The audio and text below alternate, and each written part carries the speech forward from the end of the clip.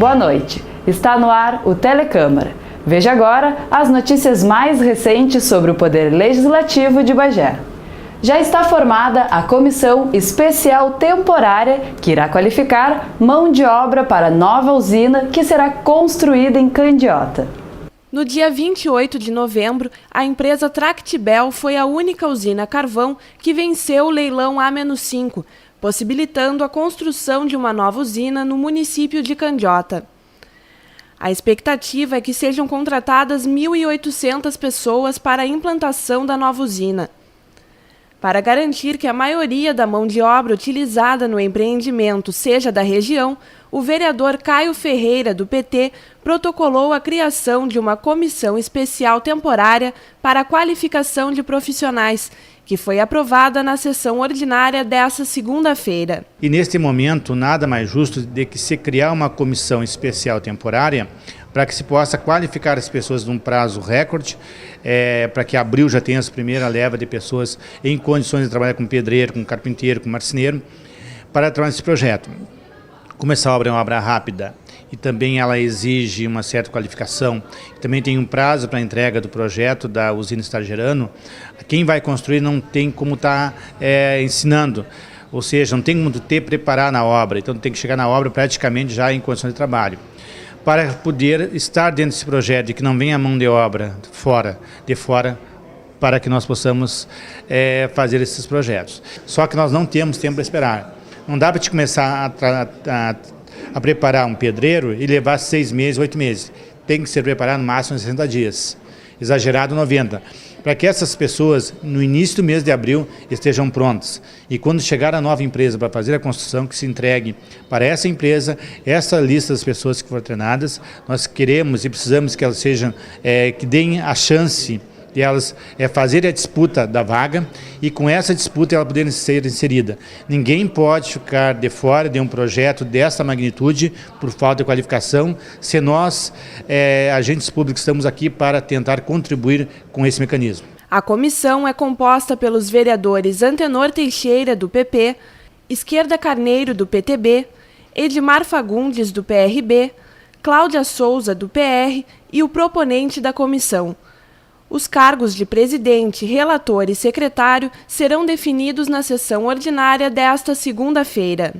Nesta segunda-feira, a Câmara realizou sessão ordinária. Antes dos trabalhos, porém, a sessão foi suspensa para os atos de inauguração do novo hall de entrada, do elevador e outras melhorias realizadas no prédio. Com a reforma do plenário Lígia Almeida, as ampliações da sala de reuniões das comissões Remídio Garcia e do Terminal da Cidadania, a criação do espaço para a implantação da rádio web, adaptações no hall de entrada e a instalação do elevador concluída, a sessão ordinária desta segunda-feira, dia 8, foi interrompida às 11 horas da manhã para vereadores e lideranças locais participarem do ato de inauguração dos novos recursos do Poder Legislativo. O presidente da Câmara, Wilson Moraes, do PMDB, ressalta que as obras só foram possíveis devido à política de redução de gastos adotada na sua gestão. Moraes diz que com o término do convênio com a Urcamp, a substituição da frota por carros mais econômicos e a redução da diária dos vereadores, os cofres do Legislativo economizarão, este ano, cerca de R$800 mil. A principal obra da Câmara foi a instalação do elevador, porque resolve um problema histórico, que era a falta de acessibilidade. Pela primeira vez, um cadeirante poderá ter acesso aos gabinetes dos vereadores. As obras de melhorias custaram R$260 mil. Desse valor, R$80 mil é referente ao elevador. O prédio passa a contar com 2 acessos. Com o fim da instalação do elevador, a entrada pela Avenida 7 de Setembro é reativada e o outro acesso continua pela Rua Salgado Filho. Confira agora as matérias que tramitaram e foram votadas na sessão. A Câmara aprovou o requerimento de autoria do vereador Caio Ferreira, do PT, que cria comissão especial temporária para a qualificação de mão de obra do projeto termoelétrico da usina Pampa Sul. O Legislativo também aprovou o parecer favorável das comissões técnicas ao projeto de lei de autoria do vereador Antenor Teixeira, do PP, que inclui o Rio Camaquã no patrimônio histórico, cultural e paisagístico do município. Tramitaram em segunda discussão o projeto de lei de autoria do vereador Carlinhos do Papelão, do PTB, que denomina de Milton Trindade Anzer uma via pública, e o projeto de lei de autoria do vereador Rafael Fuca, do PT, que nomeia a Rua 4, localizada no bairro Universitário Minoto, de Neuci Francelino Pereira. Essas matérias devem ser votadas na próxima sessão, quinta-feira. Após, o presidente convocou 5 sessões extraordinárias para a próxima segunda-feira, dia 15. Veja agora quais são os projetos que estão na pauta das 5 sessões extraordinárias convocadas. Projeto de Lei 086, de autoria do Poder Executivo, que regulamenta a posse e guarda responsável de animais de médio e grande porte soltos nas ruas e logradouros públicos. Projeto de Lei 102, de autoria do Poder Executivo, que autoriza abrir crédito adicional especial no valor de R$ 150 mil para a Secretaria de Educação. Projeto de Lei 105, de autoria do Poder Executivo, que dá nova redação ao artigo 1º da Lei Municipal 5.345, de 17 de dezembro de 2013, bem como o seu parágrafo único. Projeto de Lei 106 do Poder Executivo, que autoriza a Prefeitura a abrir crédito adicional especial no valor de R$ 229 mil para a Casa de Passagem do Idoso.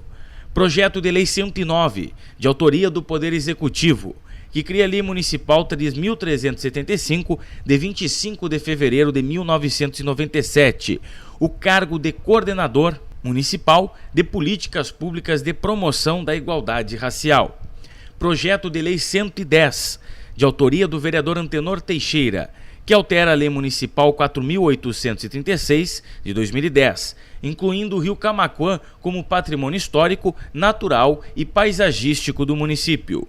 Projeto de Lei 111, de autoria dos vereadores Edmar Fagundes e Antenor Teixeira, que institui o ano de 2015 como o ano do centenário do Dr. Jônio Salles. Projeto de Decreto Legislativo 010, de autoria do vereador Antenor Teixeira, que concede o título de cidadão bageense ao senhor Luiz Itamar Dias Fara. Projeto de Lei Complementar 03, de autoria do Poder Executivo, que altera o parágrafo único do artigo 10, o artigo 37 e cria o parágrafo único no mesmo artigo da Lei Municipal 1761, de 17 de dezembro de 1973, dispondo sobre loteamentos. Projeto de Lei Complementar 06, de autoria do Poder Executivo, que revoga expressamente a Lei Complementar 44, de 30 de outubro de 2012, que institui a área especial de interesse social, define parâmetros urbanísticos e denomina conjunto habitacional residencial do Cerro. Projeto de Lei Complementar 02, de autoria do Poder Executivo, que altera o uso de rural para urbano e estabelece macrozona e zona para frações de campo. Projeto de Lei Complementar 03, de autoria do Poder Executivo, que altera o uso de rural para urbano, estabelece macrozona e zona para frações de campo. Projeto de Lei Complementar 07, do Poder Executivo, institui área de especial interesse social para fins de produção habitacional e dá outras providências. Na sessão da última quinta-feira, foram votados os relatórios finais das CPIs do Parque do Gaúcho e da Folha. Veja. As comissões parlamentares de inquérito há 8 meses investigavam denúncias nas contas do Parque do Gaúcho e possíveis irregularidades nos convênios com a Associação São Pedro e Santa Casa de Bagé, como também os gastos com a folha de pagamento da Prefeitura e do Fundo de Aposentadoria e Pensão do Servidor, o FUNPAS. Os relatórios finais foram apresentados e aprovados pelo plenário na sessão ordinária desta quinta-feira, dia 4. Vou tentar um exemplo na CPI da folha de pagamento, onde eu fui o relator. Na CPI da folha de pagamento, nós, desde o início dos trabalhos, nós ouvimos, acho que em torno de mais de 40 funcionários. E todos esses 40 funcionários, a grande maioria com desvio de função, a pessoa exercia, ele era lotado numa determinada secretaria, recebia FG de outra secretaria e isso não pode. os gestores dizem, não, mas isso acontece há anos atrás, sempre foi assim, mas se não houver uma mudança, se nós não nos preocupar em mudar o sistema que hoje existe, em corrigir essas irregularidades que há anos estão aí, como falam, nós nunca vamos conseguir mudar. Então a gente tem que dar um início. E essa CPI foi muito positiva nessa questão, porque hoje algumas situações dentro do Executivo Municipal, algumas desvio de função que houve dentro do Executivo, eles começaram a solucionar esses problemas. Outras coisas que nós apontamos também de irregularidades foi a questão de cursos. Alguns funcionários foram tirar cursos em Recife. Chegaram a tirar 25 dias, ficaram fora do estado fazendo curso em Recife e chegaram a ganhar mais de R$ 9.500 de diária. E funcionários esses em desvio de função da sua área e ainda por cima próximos a se aposentar. Além de estar em desvio de função, fazendo um curso que na verdade não é da sua área, ainda já muito próximo a se aposentar. Então parece que assim, o gestor que é competente por essa funcionária, quis beneficiar a funcionária, como diversas outras que nós pudemos observar, que está no relatório, que ontem nós apresentamos o relatório, fizemos a leitura dele na íntegra, tanto da folha de pagamento quanto a CPI do Parque do Gaúcho. Na CPI do Parque do Gaúcho, onde eu sou o presidente dessa CPI e o relator, o vereador Edmar Fagundes, onde ficou muito bem feita também a relatoria do Parque do Gaúcho, também apontou diversas irregularidades. Irregularidades nos pontos dos funcionários, no livro ponto dos funcionários, falsificação de notas, membros da própria associação com empresas sendo beneficiadas através do recurso público, que tinha empresa, a associação comprava na empresa desta pessoa. O que mais que eu vou te dizer? A própria Polícia Civil descobriu uma quadrilha de roubo de gado dentro do Parque do Gaúcho, dos próprios funcionários do Parque do Gaúcho. Muito dos recursos que foram destinados para o Parque do Gaúcho não foram computados, não apresentaram notas.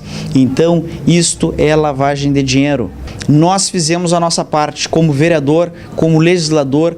Os vereadores fizeram a sua parte dentro da Câmara de Vereadores, que era investigar, apurar os fatos, e os fatos foram apurados. Hoje não é mais indícios que possa ter. Realmente houve irregularidades no Parque do Gaúcho e houve irregularidades na folha de pagamento da Prefeitura. Os relatórios serão encaminhados ao Ministério Público, Tribunal de Contas, Polícia Federal e Civil. O prazo para votação e aprovação do orçamento do município para 2015 venceu em 30 de novembro, conforme a lei orgânica. O vereador Divaldo Lara, que preside a comissão responsável pela tramitação do projeto e de Finanças e Orçamento, explica o que deverá acontecer a partir de agora. Segundo a lei orgânica do município, a Câmara de Vereadores tinha o prazo até 30 de novembro para votar o orçamento e a lei de diretrizes orçamentárias do município para 2015. E não apenas isso, até o dia 30 de novembro, esses dois processos deveriam estar sancionados pelo prefeito. No entanto, isso não aconteceu. Os dois projetos ainda não foram votados, na verdade.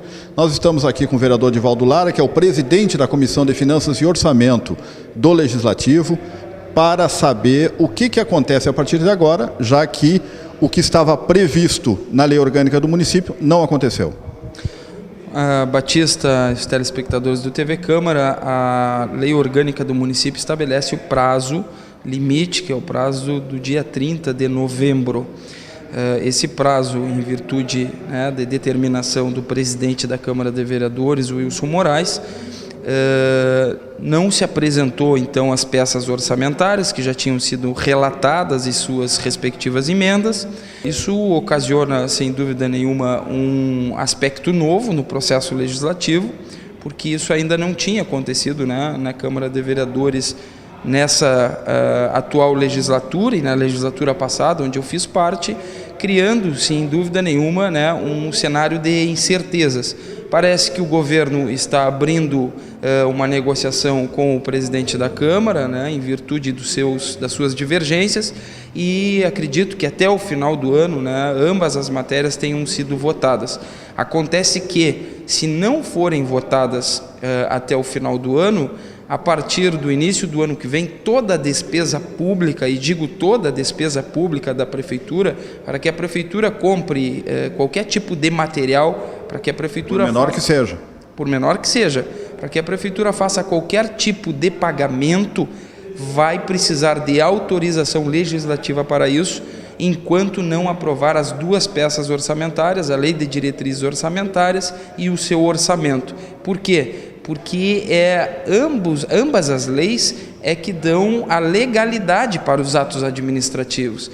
O orçamento compõe todas as despesas do município, especificadas uma a uma em suas rubricas, para estabelecer as suas despesas.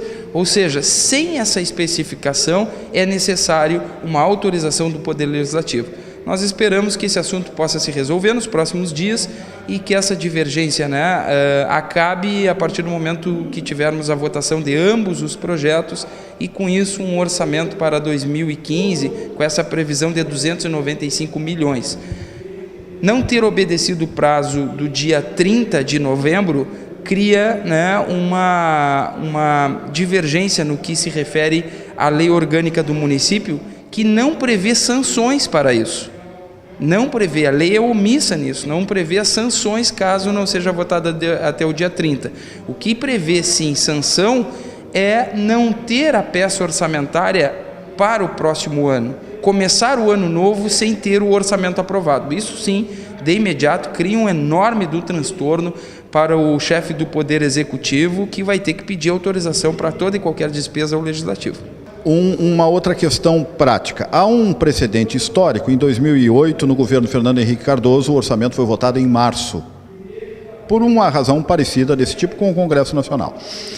No caso de passar o 31 de dezembro, ou seja, entramos em 2015, será possível em qualquer momento votar o orçamento ainda? Sim, será possível votar o orçamento a qualquer tempo. A diferença do orçamento federal para o orçamento municipal é que o orçamento federal ele envolve a instituição judiciária, o judiciário em si, diferente do orçamento do município. Naquela ocasião, se fez tanto a Justiça, né, o Ministério Público, o Supremo Tribunal de Justiça, fizeram vista grossa para essa questão, e eu me recordo desse episódio, porque haviam vários interessados no assunto, né, na solução desse assunto, tanto o Poder Legislativo, o Poder Executivo e o Poder Judiciário. Nesse caso de Bagé, esse orçamento corresponde a duas instituições, o Legislativo e o Executivo, a Prefeitura e a Câmara. Portanto, o Judiciário não está dentro desse orçamento no município, o que prevê, sim, discussões judiciais caso ele não seja aplicado, ou seja, fazer despesa no município sem ter o orçamento significa para o prefeito municipal correr um risco muito grande na esfera judicial, caso não tenha o orçamento do município aprovado até o início de 2015.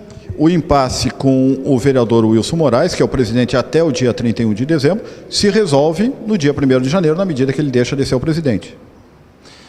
A princípio, sim, né? Esse impasse se resolve até o dia 31, podendo, né, ser estendido caso o próximo presidente tenha o mesmo pensamento, né? É uma situação nova, João, que requer assim, um debate mais sério a respeito disso. O prefeito precisa cumprir com o que a Câmara determina, porque o Poder Legislativo é independente do Poder Executivo, precisa ser respeitado na sua autonomia e precisa, né, que exista um diálogo entre as partes para tentar solucionar os impasses como esse que aconteceram. Não vejo, né, por parte do Poder Executivo, do prefeito municipal, algum movimento em tentar solucionar isso. O presidente da Câmara, vereador Wilson, já fez um gesto que é o sentido de, a partir do momento que as entidades que, né, receberam a indicação por ele para ter o convênio e os recursos destinados, ele de imediato coloca em votação o orçamento. Me parece que o Executivo não deu resposta ainda nesse sentido, portanto o impasse segue e o prejudicado, né, nisso tudo é sem dúvida nenhuma os dois poderes, o Legislativo e o Executivo, porque o orçamento compreende ambos. Se a Prefeitura ficar sem orçamento, a Câmara também ficará sem orçamento, porque os dois orçamentos são na mesma lei. Portanto, é um impasse diferente, né, difícil de ser resolvido, que precisa, sem dúvida nenhuma, né, uma rodada de negociação entre as partes para tentar achar uma solução. A Câmara de Vereadores assinou protocolo de cooperação com a Assembleia Legislativa do Estado para a realização de cursos de capacitação. O presidente do Legislativo, Wilson Moraes, do PMDB, e a vereadora Cláudia Souza, do PR, estiveram nesta quarta-feira, dia 26, em Porto Alegre, assinando um convênio de cooperação técnica entre a Assembleia Legislativa do Estado e a Câmara de Vereadores de Bagé. O objetivo do convênio é promover cursos gratuitos na Rainha da Fronteira, para a qualificação na área legislativa de parlamentares, assessores, como também a todas as pessoas da cidade que estiverem interessadas. A vereadora Cláudia enfatizou em sua manifestação na tribuna da sessão ordinária desta segunda-feira, dia 27, que desde 2013 busca pela idealização dos cursos. Há um ano atrás, eu comecei com as tratativas, juntamente com a escola da Assembleia, de trazer para dentro desta casa cursos que pudessem serem oferecidos gratuitamente, não só à nossa Casa Legislativa, a Câmara Municipal de Bagé, mas também à sociedade. Tais cursos como elaboração de uma lei, projeto de lei, um curso de licitação, são vários cursos, tanto na área jurídica quanto na área política. Nos próximos dias teremos sim os cursos que esta Casa Legislativa encaminhará a demanda até a escola da Assembleia para que sim eles possam vir oportunizar os cursos tanto aos parlamentares quanto à sociedade de Bagé. O Telecâmara de hoje fica por aqui. Assista a seguir a reprise da sessão especial em homenagem ao Dia do Evangélico. E após, a reprise das sessões ordinária e especial desta segunda-feira. Assista também a Agenda da Semana. Obrigado pela sua audiência e boa noite.